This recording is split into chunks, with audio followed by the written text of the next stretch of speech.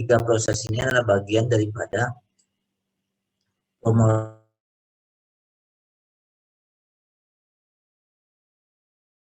yang kerap kali dipakai, baik itu di citra maupun di teks maupun di suara.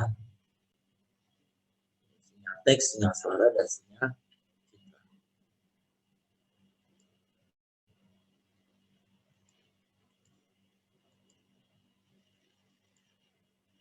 Nah, bagaimana peristiwa prosesan sinyal digital yang dilakukan?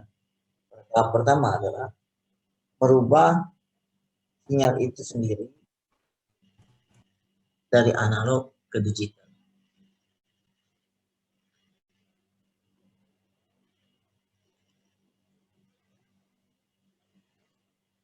Bagaimana cara merubah sinyal analog dan harus bagaimana mengenali sinyal itu analog? Sinyal itu kita kenali sebagai sinyal analog jika merupakan sinyal alami. Contoh sinyal alami adalah ucapan saya, sinyal ucapan saya.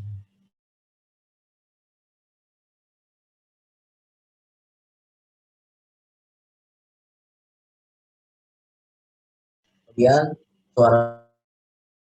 suara mobil, tampilan atau citra atau gambar panjang pantai,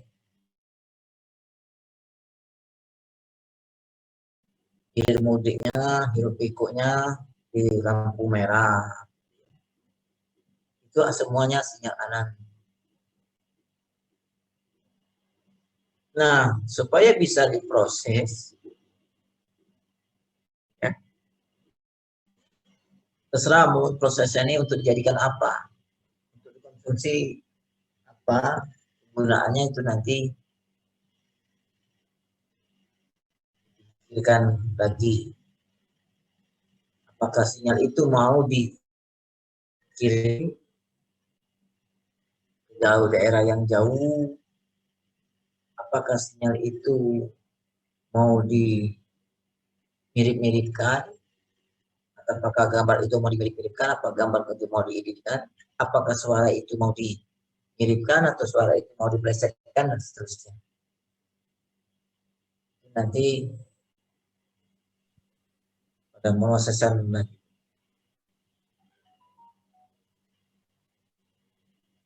Nah, sinyal analog ini itu adalah sinyal analog. Pengolahan yang diinginkan adalah sinyal digital. Gitu.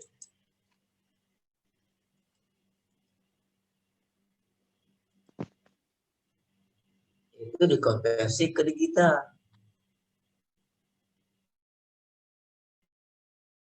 Analog digital yang dikenal dengan istilah ABC. Analog digital.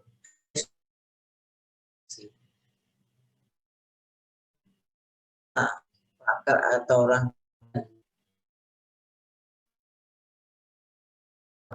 dari analog ke digital, ya, terdiri dari sampel atau pemotong atau pencuplik,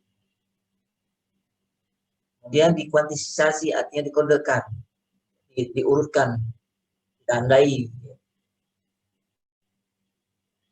kemudian terakhir dikode. Proses dari analog setelah melalui sampler atau pemotong tadi disebut dengan sinyal diskrit. Dari sinyal analog ke sinyal diskrit. Tadi satuannya waktu, sekarang satuannya n, jumlah yang terdiskrit 01, bulan kemarin dan sebagainya. Jadi SI-nya akan berubah menjadi X, menjadi sinyal dalam domain diskrit waktu. Kemudian masuk ke blok kuantisasi, berubah jadi X menjadi XQN. XQ ini X yang sudah terkuantisasi, atau X yang sudah terindeks, X yang sudah kode, bukan kode, terindeks atau sinyal yang sudah terurut atau sudah sinyal yang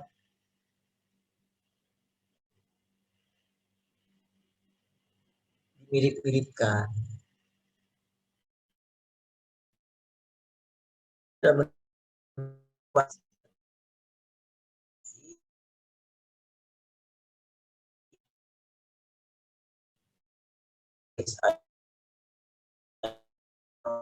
Satu satu tergantung dari inputan analognya.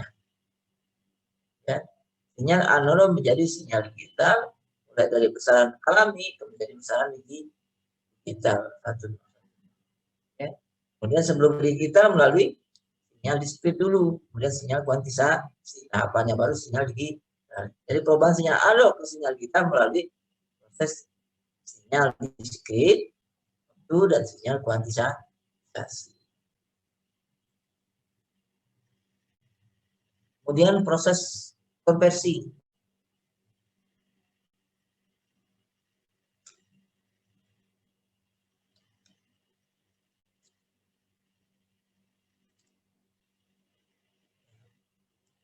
Bagaimana sih proses konversi itu?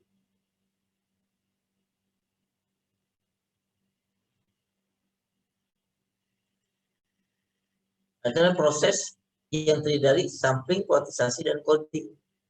Jadi ketiga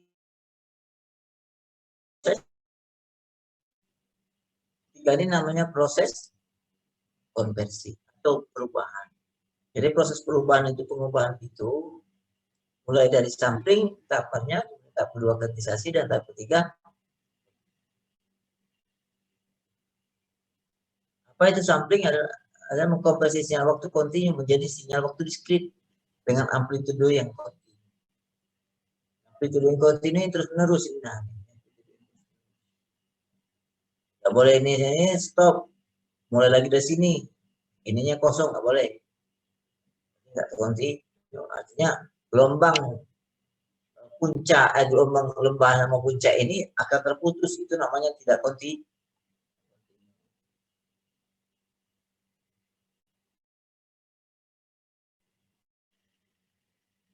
Ya.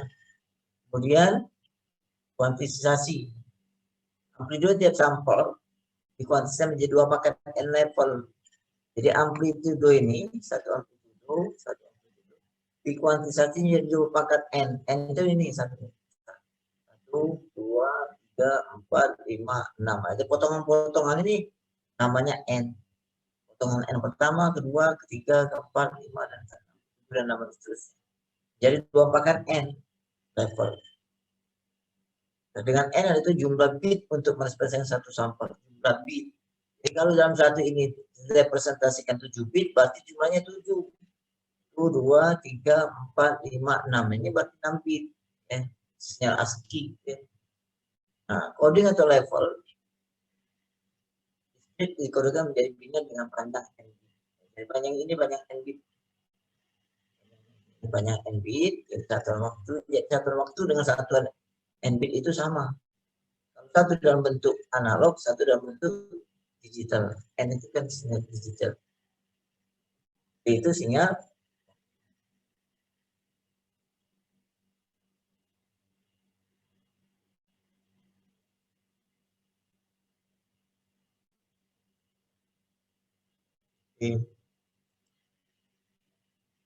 apa itu sampling? Jadi dikenalkan dengan sampling adalah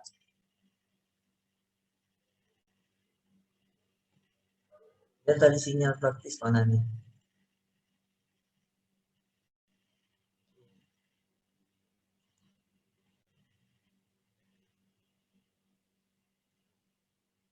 Jadi mulainya tadi ini sampel, dan disampling. Bagaimana proses sampling itu? Tahap pertama dari sinyal analog disampling. Proses sampling mengubah sinyal waktu kontinu, sinyal waktu kontinu jadi sinyal waktu diskrit menjadi eksponen. Berapa jumlah ini tergantung pada amplitudo, panjang amplitudo.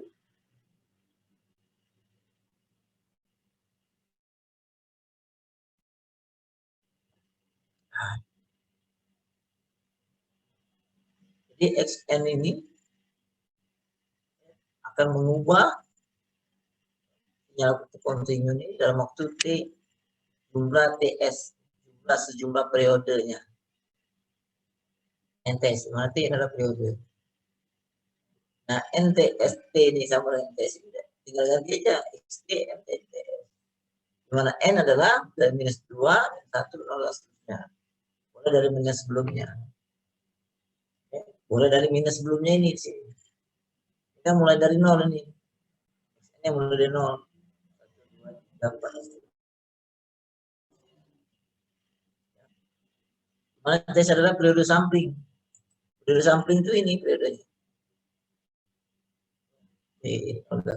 Ini satuan waktu, ini dari satuan.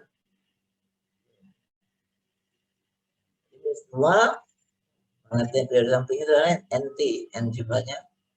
Mana N adalah skor F, F adalah frekuensi. Sampling sinyal beredar, XA adalah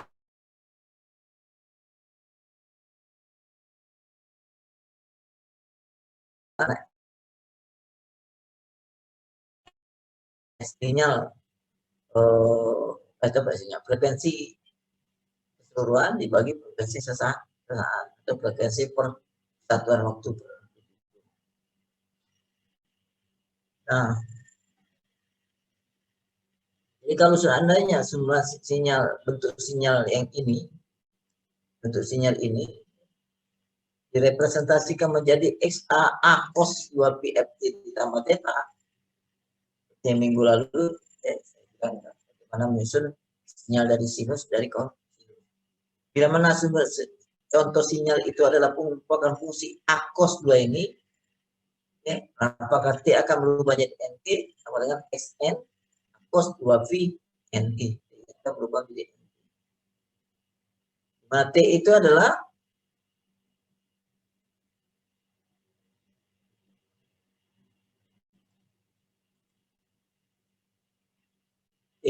periode sampling.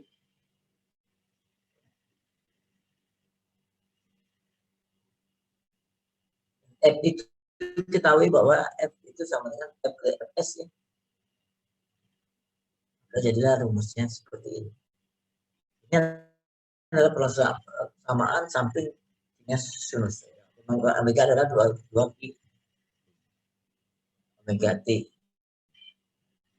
Sama 2 pi FT. Bukan omega saja, misalnya 2 pi.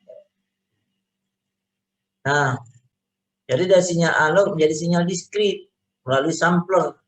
Sampler itu akan buka tutup, misalnya sebagai keluarga, sebagai sebuah saklar on dan off. Berapa lama on dan berapa lama off itu namanya seperti perioda. Bisa saja on waktu on lebih lama daripada waktu off, atau lebih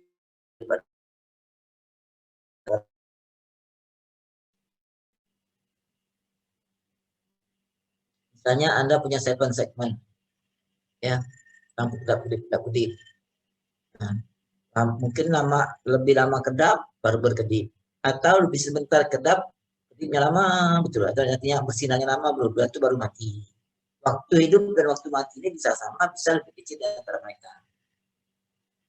Nah, bagaimana berubah dari sinyal analog menjadi sinyal diskrit melalui sebuah sampler? Ini di sampler 0, 1, 2, sampler. Dibuat titik-titiknya, dipotong-potong. Nama proses pemotongan ini disebutnya dengan disampler, sampling. Bisa saja yang diambil, bisa saja yang diambil, bisa yang diambil potongan cuplikan-cuplikasinya boleh saja. Semakin rapat titik-titik diskrit ini, maka semakin menyerupai yang sebelum. Tetapi kerugiannya adalah komputasinya semakin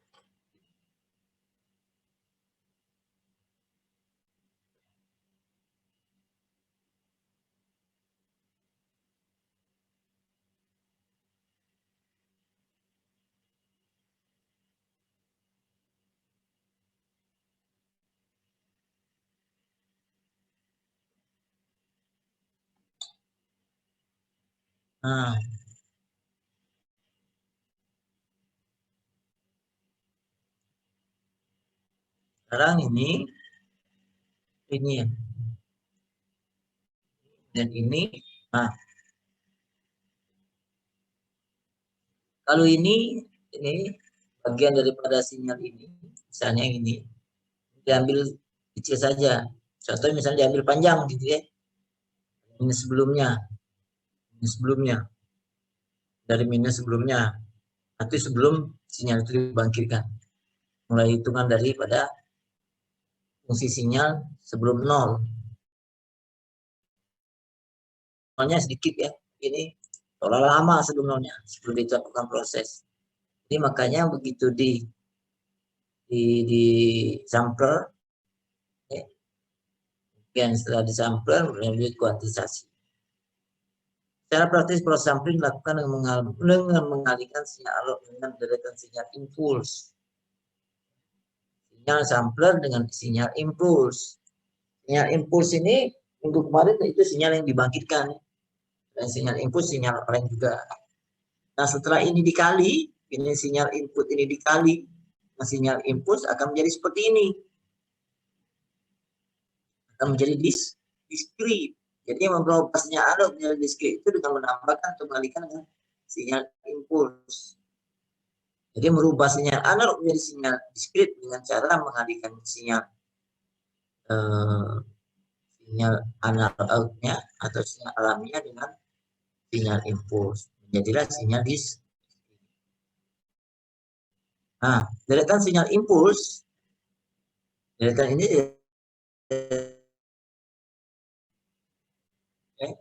merupakan do-n. Do-n ini adalah sederetan daripada sinyal-sinyal yang berdiri sendiri dengan jarak antar titik-titiknya itu sama dalam setiap amplitude. Ini menandakan bahwa do ini jumlah do t sepanjang do sepanjang NTS-nya. Panjang ini NTS-nya nih, sepanjang ini NTS. Sinyal analog ini samping diantarkan daripada sinyal analog di samping adalah SA X do T dan fungsi do X do T akan menjadi jumlahan daripada mana N yang tak terhingga menjadi dari minus tak terhingga sebelum ini sampai N yang tak tertinggal juga. X do-nya diganti dengan do-nya diganti do ini dengan NTS. Do NTS kurang do T minus TS. Nah ini berlaku jika sampling ini berlaku jika F maksimum merupakan sinyal tertingginya, maka frekuensi sampling menjadi memenuhi apabila frekuensi sampling itu lebih besar dari kali frekuensi maksimum. Ini aturan umum, ya, aturan yang harus dipedomani bahwa sinyal itu bisa disamping, potong-potong jika atau sama dengan sinyal tersebut 2 kali F maksimumnya atau 2 kali frekuensi maksimum. Bisa syaratnya itu. Nah, apa itu dengan frekuensi 2 kali frekuensi maksimumnya? Itu sering disebut dengan Nyquist. Laju Nyquist ini adalah persamaan apakah sinyal tersebut bisa disampling atau tidak. Lalu frekuensi samplingnya itu sama dengan 2 kali frekuensi maksimumnya, maka bisa disampling dengan istilahnya masih memenuhi Nyquist rate. Contoh, jika sinyal analog dengan frekuensi 4 kHz, maka frekuensi samplingnya setidaknya ada 8 kHz. Jadi 2 kalinya. Dalam bentuk periode T, periode itu adalah atau sama dengan 1/2 F maksimum. Ini 1/2 maksimum. Ini adalah 2 kali daripada waktu F maksimum. 2 kali. Di efek filternya ada efek filter kali asing itu lebih besar dengan 2 kali 2,2 F maksimum. Nah, hal ini disebut dengan aliasing. Jadi aturan F atau frekuensi sampling itu harus sama dengan atau minimal sama dengan 2 kali frekuensi maksimum, itu sering disebut dengan faktor aliasing. Faktor aliasing ini harus dipatuhi, kalau enggak sinyalnya akan jelek, sinyalnya akan cacat waktu disampling. Pencuplikan tidak memenuhi teori sampling. Pencuplikan tidak memenuhi teori sampling. Jika terjadi aliasing, sinyal tidak dapat dikembalikan ke sinyal analog asli. Nah, jadi jika terjadi aliasing itu sinyalnya akan berubah, tidak bisa kembali ke asli lagi. Seperti ini tidak boleh ini. Ini seperti ini, salah suplik gitu.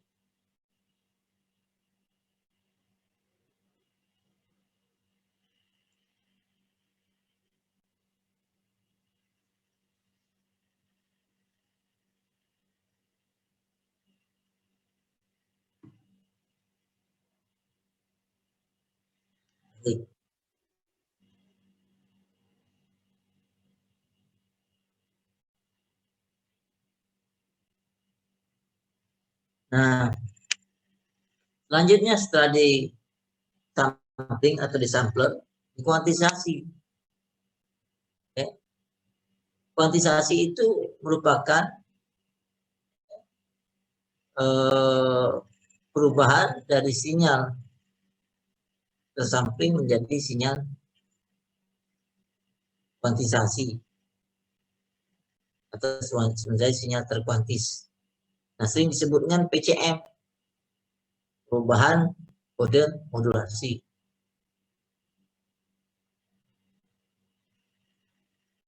Kuantisasi dan encoding sering disebut orang dengan cross communication. Sebetulnya kuantisasi dan encoding yang enggak masuk dalam PCM.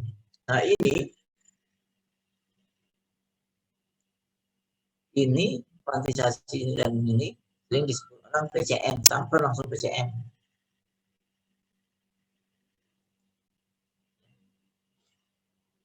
Kuantisasi memetakan nilai analog menjadi 2 pangkat B level. Misalnya ada 4 kuantisasi, 4 kali kuantisasi. Jadi 2 pangkat 4 adalah 16. Jadi mulai dari 00 sampai 111. 4 ini adalah per 4 bit gitu. 4 bit. Ini kelebihan 0 nih. 0. Jadi misalnya 0001, 0010, 0011, 0100 sampai 111. Proses kuantisasi menghasilkan error, pasti menghasilkan error atau menghasilkan bising, menghasilkan noise atau menghasilkan kesalahan. Error itu terjadi pada setengah LSP. Apa itu LSP? Least significant bit. Pada bit signifikan yang terkecil, maka suka terjadi pembulatan atau sinyal itu kita abaikan. Padahal semakin banyak sinyal yang kita abaikan akan membentuk sinyal-sinyal yang mirip atau sebagian daripada sinyal aslinya. Nah, LSB adalah disebut juga ukuran angka kuantisasi. Ukuran angka itu dalam satuan terkecil gitu ya. Dan 1000 atau dalam istilah kuantisasi step size. Jarak langkah kuantisasi. Kuantisasi step size PP minus Q2. Nah, ini adalah L level dari seluruh kuantisasi. Ya. Jarak antar level itu dibagi menjadi Q. 5Q2 ke 3Q2 itu dihasilkan dari dengan sama berikut. Bagi 2B, di mana 2 itu menjadi level pemotongan kuantisasi. Nah, contoh sinyal analog, sinyal fungsi analog itu X dan fungsi analog T, XT, di mana XT itu lebih besar atau sama dengan minus 4 dan lebih kecil sama dengan 4. Di mana lebih kecil sama dengan minus 4 ini, di mana lebih besar sama dengan 4 ini. Ini ada batas atas dan batas bawah untuk melakukan kuantisasi. Karena itu langkah kuantisasi per 3 bitnya, 3 bit 2 pangkat 3 adalah Q-nya adalah 1. Jadi dibagi 3 tuh. 3 bit bagi 3, 1 bit mana 1 bit. 1 bit itu 0, 1, 2, 3 dan seterusnya. Minus 1 sampai minus 3. Ada 8 level kuantisasi. Ada 8 level kuantisasi. Jadi 1, 2, 3, 4, 5, 6, 7, 8 gitu ya. Kita nanti ini lagi naik ke grade ya. Prinsip kuantitasasi seragam. Jadi ini pemotongan ini ya seragam. Ini 1, 2, 3, 4, 5, 6, 7. Ini tidak boleh ini ya seragam. Dan bagaimana menghitung daya noise-nya adalah dengan menggunakan sama ini sama seperti Q, di mana Q itu adalah angka kuantitasasi dibagi 12. Kenapa dibagi 12? Kenapa dibagi 12? Itu adalah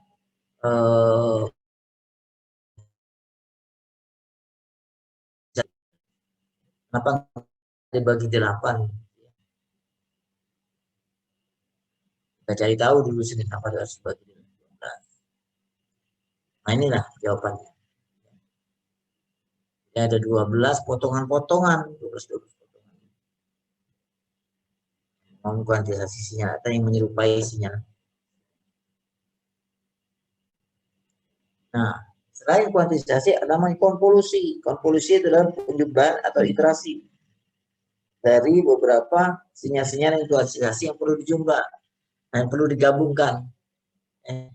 Itu sinyal itu kuantitasasi tadi digabung-gabungkan harus mirip dengan sinyal aslinya. Oleh karena itu frekuensinya harus sama dengan atau lebih besar daripada 2 frekuensi maksimum, 2 kali frekuensi maksimum. Sistem LTI, linear time invariant, mudah dianalisis dan mudah dirancang. Jadi perubahan dari analog ke digital sering disebut dengan linear time invariance. Jadi perubahan waktunya itu tidak beragam. Nah, aplikasi praktis sistem tidak benar dan sistem tidak benar-benar LTI biasanya dianggap error yang tidak diperbolehkan. Karena itu ya jangan memotongnya itu tidak varian. Mestinya invarian kan sama dengan tidak varian, mestinya varian. Sistem LTI dikarakterisasi oleh respon impulsnya, dikarakterisasi dari respon impulsnya. Misal HN respon input dari LTI, mandu N masukkan input dari sistem ini ya. Nah, seperti ini ya. N keluarnya HN ini HN sebagai kode keluaran dan kadonya kode masukan. Nah, ini nanti dilihat di dalam penyelesaian soal-soal ya. Kalau rumus-rumus ini nggak bisa kita hafal gitu ya. Yo, betul.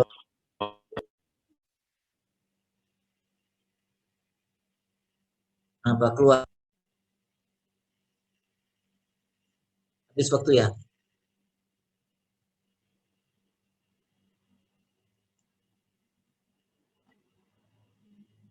Nanti kalau habis waktu kita langsung masuk lagi ya. Balik ke kalkulasi. Kalkulasi itu lanjutannya. Ya. Jadi sinyal ini input ada sinyal output. Input didatasikan dengan X, XI input dan output dengan Y dalam bentuk discrete and indiscrete ya. Jadi inputan kalkulasi itu dalam bentuk discrete. Nah, kita jumlahkan, jadi penjumlahan daripada beberapa turunan ini atau DK atau iterasi ini merupakan fungsi LTI dari kalkulasi. Jadi ini Xn adalah fungsi masukannya, sedangkan Yn adalah fungsi keluarannya. Sama enggak ini? Sama dengan ini? Sama enggak ini? Jadi Do ini adalah masukan, sedangkan H ini adalah keluaran. Kembali grafik ini. Ini masukan, Do, keluaran H. Keluarnya, sehingga masukannya A ini adalah keluaran, Do ini adalah masukan. Sehingga bagaimana mencari output ini untuk menjadi fungsi keluaran? Ini kan fungsi keluaran. Fungsi keluaran merupakan fungsi inputan. Ya.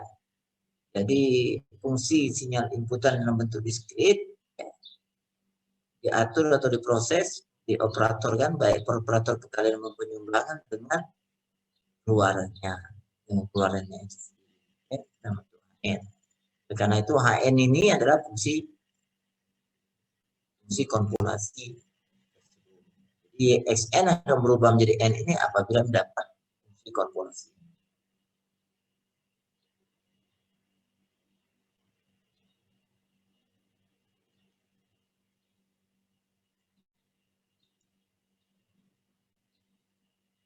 Waktunya kali ya, dan nanti masuk aja. Bikin langsung masuk ya.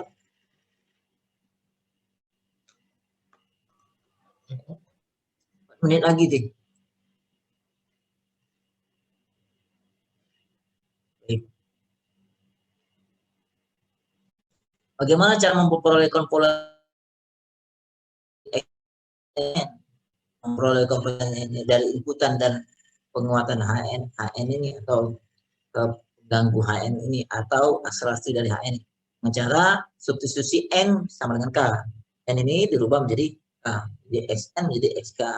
Begitu juga HN menjadi K. Nah ini adalah daripada atau langkah. Cari H-K langkah sebelum tersebut terhadap K sama dengan 0. Jadi 0 K adalah H yang positif dengan H. Jadi kalikan HK dengan HNK sebelum proses iterasi. Jadi kalau anda tidak paham dengan proses iterasi, artinya nilai sebelum bergantung nilai PN diamaskan daripada YN. Maka saya bilang tadi PN ini bergantung pada sinyal YN sebelumnya. Sifat konvolasi itu adalah kumulatif, asosiatif, dan distributif. Ya, sama saja. Ya, ini bisa dibalik gitu ya. Ini bisa dikeluarin sama asosiatif. Ini duluan dikali, baru kali ini, atau ini kali ini yang terakhir dulu dikaliin, baru kali ini baru bisa. Atau distributif, boleh. Ini dikali ini ditambah ini kali ini.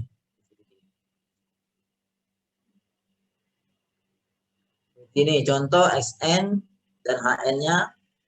Ya, fungsi sinyalnya XN itu minus 2, 0,1 dan 1 dan 3 itu fungsi discrete-nya ya. Fungsi maksudnya dengan fungsi discrete-nya, tapi fungsi apsis X-nya berada di minus 2, berada di 0, dan berada di 1. Tapi ada sinyal discrete-nya tersebut. Begitu juga dengan pengalinya HN. Bagaimana mencari nilai YN-nya? Dengan menggunakan prinsip kompulasi. Diasumsikan bahwa XK itu sama dengan 0, YN pertama itu adalah 0, apabila K lebih kecil atau sama dengan 0, dan 0 dan N juga sama dengan kurang dari 0. Kita menggunakan persamaan tadi, hitung dari persamaan sebelumnya. Y ini 0 tadi kan YK nih. YK, YN K sama dengan 0. Kalau YK, kalau begitu Y sama 1, ya, masukkannya saja. Ini ada, kalian kerjakan lagi biar ngerti ya. Kalian kerjakan lagi, tulis lagi seperti ini tugasnya. Kalau enggak ngerti. Saya juga ngoceh-ngoceh seperti ini, apakah kalian ngerti? Jadi tulis lagi tugasnya, nanti kumpulkan saya melalui email. Nah, contoh yang kedua, jadi contoh 1 dan contoh 2 ini, contoh 1, contoh 2 ini Anda tulis. Ya, Anda tulis, Anda gambar, kirim saya. Dan harus paham bagaimana kalau Y 0 dan merupakan kompulasi, ini kompulasi iterasi Y 0/1. Nah, bagaimana membuktikannya ini? Biasanya dengan program, bikin program. Programnya maaf ya, saya ke toilet dulu. Nanti masuk lagi saya bikinkan. Itu tapi 1 menit lagi.